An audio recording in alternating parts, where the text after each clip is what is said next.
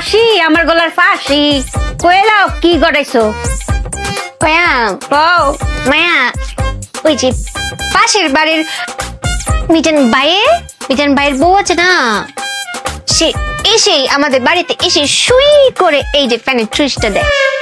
কেটে দেয়, বাতাস খায় সে, কারেন্ট যায় আমরা, আর বিল দেয় আমার মায়া।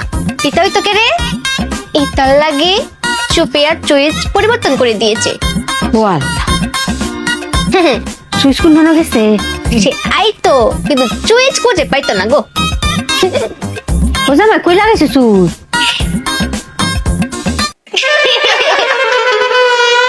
মায়া এটা কেউ জানতো না, চুই যদি তো না ফ্যানও ঘুরতো না, মিটারে কারেন্ট উঠতো না, টাকাও দেওয়া লাগতো না। ভালো করছি না মায়া? খুব ভালো হয়েছে, খুব বাক্কা লাগাইছো, খুব ভালো হয়েছে। ফ্যানটা চালাইছো নি লাগাইয়া? তুমি এরকম মেয়ের জন্মই দিয়েছো না যে আমার মায়া উদ্বোধন না করলে এটা চুপিয়া চালাবে। আমার মায়া অনুমতি দিবে, তারপর আমার স্বামী প্যান চালবে। অনুমতি দাও মায়া। আমার বুদ্ধিমতী মায়ের আমি অনুমতি দিলাম, চালাও। স্বামী শুরু করো। শুরু করলাম। হ্যাঁ, হাততালি দিবা কিন্তু।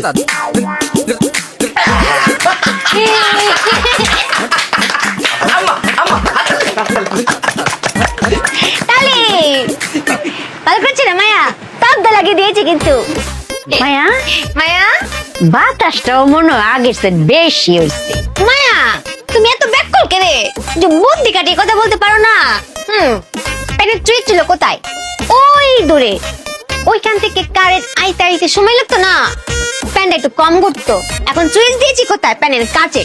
প্যান যেখানে চুইচ সেখানে, কারেন্টও সেখানে, প্যান এখন বেশি করে তবদা লাগিয়ে দিয়েছি না মায়া?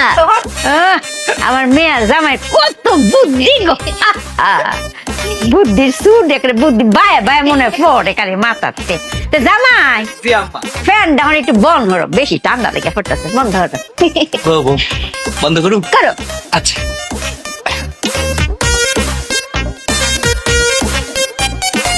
বউ কোন দিক দিয়ে তো সুইচের কাছে নিতে পারতেছি না। আমার তো মনে হয় এটা ভেঙে যাবে। তুমি পারতা না? কি করবা? আমাকে করতে হবে। চুপিয়া একটু অ্যাঙ্গেলে মারো। হ্যাঁ হ্যাঁ হ্যাঁ। মায়া প্যান তো লাঠি কে ফেলবে? লাঠি ভেঙে যাবে না? এই ব্যাককলের বাচ্চা ওগর, হ্যাঁ তোরা এরম বুদ্ধি? সুইচটা তোর মাথার উফরে লাগাই রাখতো, ফ্যানের উফরে। হ্যাঁ স্বাস্থ্য বাটি আছে, বন্ধ করবে কেমন এই বুদ্ধি?